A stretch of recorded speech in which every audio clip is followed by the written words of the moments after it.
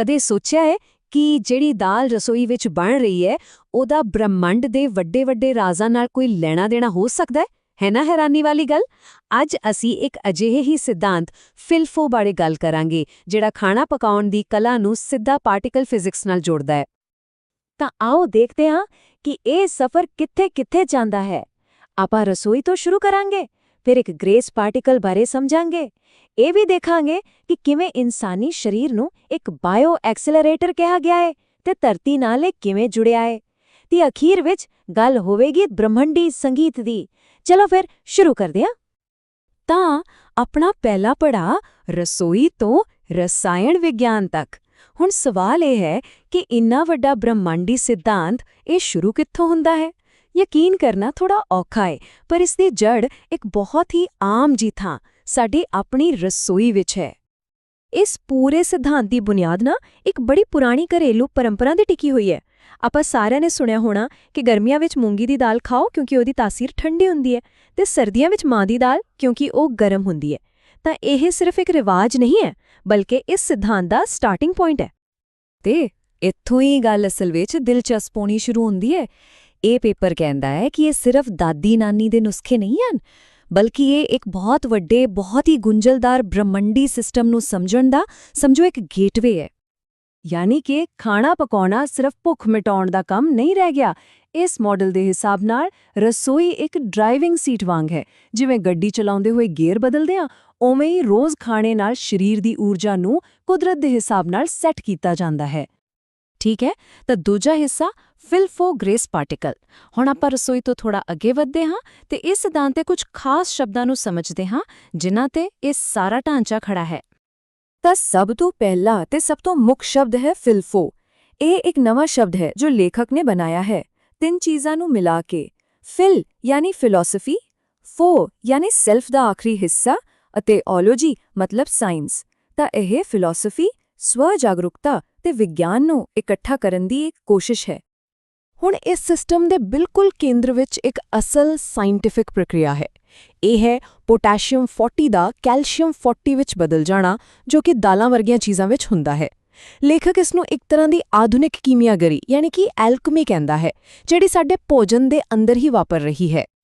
ਤੇ ਇਸੇ ਕੀਮਿਆਗਰੀ ਜਾਂ ਕਹਿ ਲਓ ਬਦਲਾਅ ਤੋਂ ਇਸ ਸਿਧਾਂਤ ਦਾ ਸਭ ਤੋਂ ਅਹਿਮ ਹਿੱਸਾ ਨਿਕਲਦਾ ਹੈ, ਜਿਸ ਨੂੰ ਕਿਹਾ ਗਿਆ ਹੈ ਫਿਲਫੋ ਗ੍ਰੇਸ ਪਾਰਟੀਕਲ। ਇਹੋ ਉਹ ਬੁਨਿਆਦੀ ਕਣ ਹੈ, ਉਹ ਜ਼ਰਾ ਹੈ ਜੋ ਸਾਡੇ ਸਰੀਰ ਨੂੰ ਸਿੱਧਾ ਬ੍ਰਹਮੰਡ ਨਾਲ ਜੋੜਨ ਦਾ ਕੰਮ ਕਰਦਾ ਹੈ। ਚਲੋ ਜੀ, ਤੀਜਾ ਪੜਾਅ ਮਨੁੱਖੀ ਬਾਇਓ ਐਕਸਲਰੇਟਰ। ਤਾਂ ਦੇਖੋ, ਆਪਾਂ ਭੋਜਨ ਤੋਂ ਹੁੰਦੇ ਹੋਏ ਪਾਰਟੀਕਲਸ ਯਾਨੀ ਕਣਾਂ ਤੱਕ ਤਾਂ ਪਹੁੰਚ ਗਏ, ਪਰ ਹੁਣ ਇਹ ਸਿਧਾਂਤ ਇੱਕ ਹੋਰ ਵੀ ਵੱਡੀ ਛਾਲ ਮਾਰਨ ਵਾਲਾ ਹੈ ਤੇ ਇਹ ਸਾਡੇ ਆਪਣੇ ਸਰੀਰ ਨੂੰ ਹੀ ਇੱਕ ਬਿਲਕੁਲ ਵੱਖਰੇ ਨਜ਼ਰੀਏ ਨਾਲ ਦੇਖਣ ਲਈ ਕਹਿੰਦਾ ਹੈ। ਇਹ ਵਿਚਾਰ ਸੱਚੀ ਕਾਫੀ ਹੈਰਾਨ ਕਰਨ ਵਾਲਾ ਹੈ।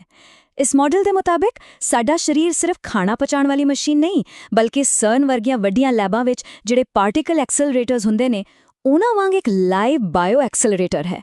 ਇੱਕ ਜਿਉਂਦਾ ਜਾਗਦਾ ਐਕਸਲਰੇਟਰ ਜੋ ਊਰਜਾ ਤੇ ਕਣਾਂ ਨੂੰ ਪ੍ਰੋਸੈਸ ਕਰ ਰਿਹਾ ਹੈ। ਤੇ ਤੁਲਨਾ ਦੇਖੋ ਕਿੰਨੀ ਸਿੱਧੀ ਕੀਤੀ ਗਈ ਹੈ। ਜਿਵੇਂ CERN ਵਿੱਚ ਊਰਜਾ ਲਈ ਕਣਾਂ ਦੀ ਟੱਕਰ ਕਰਵਾਈ ਜਾਂਦੀ ਹੈ, ਉਵੇਂ ਹੀ ਸਰੀਰ ਵਿੱਚ ਸਾਹ ਲੈਣ ਦੀ ਪ੍ਰਕਿਰਿਆ ਨੂੰ ਊਰਜਾ ਦਾ ਸਰੋਤ ਦੱਸਿਆ ਗਿਆ ਹੈ। CERN ਵਿੱਚ ਮੈਗਨੈਟਿਕ ਫੀਲਡ ਕਣਾਂ ਨੂੰ ਗਾਈਡ ਕਰਦੇ ਨੇ ਤੇ ਇਸ ਮਾਡਲ ਵਿੱਚ ਮੱਥੇ ਨੂੰ ਉਹ ਕੰਮ ਦਿੱਤਾ ਗਿਆ ਹੈ। ਚੌਥਾ ਸੈਕਸ਼ਨ, ਇੱਕ ਧਰਤੀ ਸਰੀਰ ਕਨੈਕਸ਼ਨ। ਜੇਕਰ ਸਰੀਰ ਨੂੰ ਐਕਸਲਰੇਟਰ ਕਹਿਣਾ ਇੱਕ ਵੱਡੀ ਗੱਲ ਲੱਗੀ ਤਾਂ ਹੁਣ ਤਿਆਰ ਹੋ ਜਾਓ, ਕਿਉਂਕਿ ਇਹ ਮਾਡਲ ਹੋਰ ਵੀ ਵੱਡਾ ਹੋਣ ਵਾਲਾ ਹੈ। ਇਹ ਸਾਡੇ ਸਰੀਰ ਤੇ ਆਪਣੀ ਪੂਰੀ ਧਰਤੀ ਵਿਚਾਲੇ ਇੱਕ ਸ਼ੀਸ਼ੇ ਵਰਗੇ, ਇੱਕ ਦੂਜੇ ਦੇ ਪ੍ਰਤੀਬਿੰਬ ਵਰਗੇ ਸਬੰਧ ਦਾ ਦਾਅਵਾ ਕਰਦਾ ਹੈ। ਇੱਥੇ ਮੂਲ ਵਿਚਾਰ ਬਹੁਤ ਸਾਦਾ ਪਰ ਡੂੰਘਾ ਹੈ ਕਿ ਜੋ ਕੁਝ ਮਾਈਕਰੋ ਲੈਵਲ ਤੇ ਯਾਨੀ ਸਾਡੇ ਸਰੀਰ ਦੇ ਅੰਦਰ ਹੋ ਰਿਹਾ ਹੈ, ਉਹੀ ਸਭ ਕੁਝ ਮੈਕਰੋ ਲੈਵਲ ਤੇ ਯਾਨੀ ਪੂਰੀ ਧਰਤੀ ਤੇ ਵੀ ਹੋ ਰਿਹਾ ਹੈ।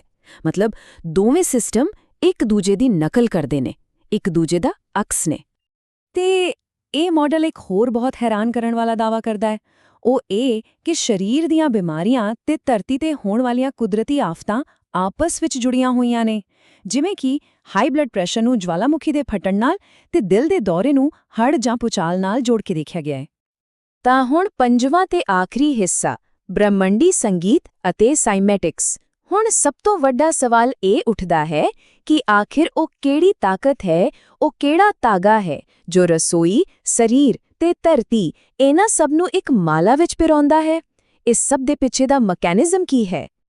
ਇਸ ਦਾ ਜਵਾਬ ਦਿੱਤਾ ਗਿਆ ਹੈ ਸਾਈਮੈਟਿਕਸ ਵਿੱਚ। ਸਾਈਮੈਟਿਕਸ ਕੀ ਹੈ? ਇਹ ਵਾਈਬ੍ਰੇਸ਼ਨ ਯਾਨੀ ਕੰਪਨ ਦੀ ਸਾਇੰਸ ਹੈ। ਇਹ ਉਹ ਵਿਚਾਰ ਹੈ ਕਿ ਆਵਾਜ਼ ਤੇ ਕੰਪਨ ਹੀ ਉਹ ਅਸਲੀ ਬੁਨਿਆਦੀ ਤਾਕਤ ਹੈ ਜਿਸ ਤੋਂ ਹਰ ਚੀਜ਼ ਬਣਦੀ ਹੈ ਤੇ ਹਰ ਚੀਜ਼ ਨੂੰ ਆਕਾਰ ਮਿਲਦਾ ਹੈ। ਇਹ ਮਾਡਲ ਦੱਸਦਾ ਹੈ ਕਿ ਸ੍ਰਿਸ਼ਟੀ ਕਿਵੇਂ ਬਣੀ, ਸਟੈਪ ਬਾਏ ਸਟੈਪ। ਸਭ ਤੋਂ ਪਹਿਲਾਂ ਇੱਕ ਸ਼ਬਦ ਜਾਂ ਕਹਿ ਲਓ ਸਾਊਂਡ ਕਲਾਉਡ ਸੀ, ਉਸ ਤੋਂ ਨਿਊਟ੍ਰੀਨੋ, ਫਿਰ ਐਕਸੀਅਨ ਬਣੇ, ਫਿਰ ਇੱਕ ਸੁੰਨ ਤੇ ਆਖਰ ਵਿੱਚ ਜਾ ਕੇ ਜੀਵਨ ਦਾ ਭੌਤਿਕ ਰੂਪ ਸਾਹਮਣੇ ਆਇਆ। ਤੇ ਇੱਥੇ ਆ ਕੇ ਇਹ ਪੂਰਾ ਵਿਚਾਰ ਸਿੱਧਾ ਸੰਗੀਤ ਨਾਲ ਜੁੜ ਜਾਂਦਾ ਹੈ। ਇਸ ਮਾਡਲ ਮੁਤਾਬਿਕ ਇਹ ਜਿਹੜੇ ਬ੍ਰਹਿਮੰਡੀ ਕਣ ਨੇ ਨਾ, ਜਿਵੇਂ ਨਿਊਟ੍ਰੀਨੋ ਤੇ ਐਕਸੀਅਨ, ਇਹਨਾਂ ਦੀ ਵਾਈਬ੍ਰੇਸ਼ਨ ਸਾਡੇ ਸੰਗੀਤਕ ਸਾਜ਼ਾਂ ਜਿਵੇਂ ਕਿ ਰਬਾਬ, ਤਬਲਾ, ਹਾਰਮੋਨੀਅਮ ਇਹਨਾਂ ਨਾਲ ਮੇਲ ਖਾਂਦੀ ਹੈ। ਮਤਲਬ ਪੂਰਾ ਬ੍ਰਹਿਮੰਡ ਹੀ ਇੱਕ ਸੰਗੀਤ ਦੀ ਧੁਨ ਤੇ ਚੱਲ ਰਿਹਾ ਹੈ। ਤਾਂ ਫਿਰ ਇਹ ਸਾਰੇ ਟੁਕੜੇ ਮਿਲ ਕੇ ਕੀ ਬਣਾਉਂਦੇ ਨੇ? ਇੱਕ ਏਕੀਕ੍ਰਿਤ 5D ਮਾਡਲ।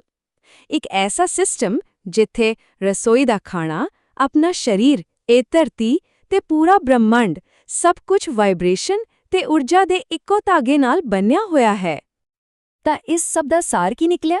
ਇਹ ਇੱਕ ਅਜਿਹੇ ਬ੍ਰਹਿਮੰਡ ਦੀ ਤਸਵੀਰ ਪੇਸ਼ ਕਰਦਾ ਹੈ ਜਿੱਥੇ ਸਾਡਾ ਪੁਰਾਤਨ ਗਿਆਨ ਤੇ ਅੱਜ ਦਾ ਆਧੁਨਿਕ ਵਿਗਿਆਨ ਦੋ ਵੱਖ-ਵੱਖ ਚੀਜ਼ਾਂ ਨਹੀਂ ਹਨ, ਬਲਕਿ ਇੱਕੋ ਸੱਚਾਈ ਨੂੰ ਸਮਝਾਉਣ ਦੇ ਦੋ ਵੱਖ-ਵੱਖ ਰਸਤੇ ਨੇ। ਤੇ ਇਹ ਸਾਰੀ ਗੱਲਬਾਤ ਸਾਨੂੰ ਇੱਕ ਆਖਰੀ ਪਰ ਬਹੁਤ ਅਹਿਮ ਸਵਾਲ ਦੇ ਨਾਲ ਛੱਡ ਜਾਂਦੀ ਹੈ ਕਿ ਜਦੋਂ ਪੁਰਾਣੀਆਂ ਪਰੰਪਰਾਵਾਂ ਤੇ ਆਧੁਨਿਕ ਸਾਇੰਸ ਨੂੰ ਇੱਕੋ ਨਜ਼ਰ ਨਾਲ ਦੇਖਿਆ ਜਾਂਦਾ ਹੈ ਤਾਂ ਫਿਰ ਕਿਹੜੀਆਂ-ਕਿਹੜੀਆਂ ਨਵੀਆਂ ਸੰਭਾਵਨਾਵਾਂ ਦੇ ਦਰਵਾਜ਼ੇ ਖੁੱਲ੍ਹ ਸਕਦੇ ਨੇ?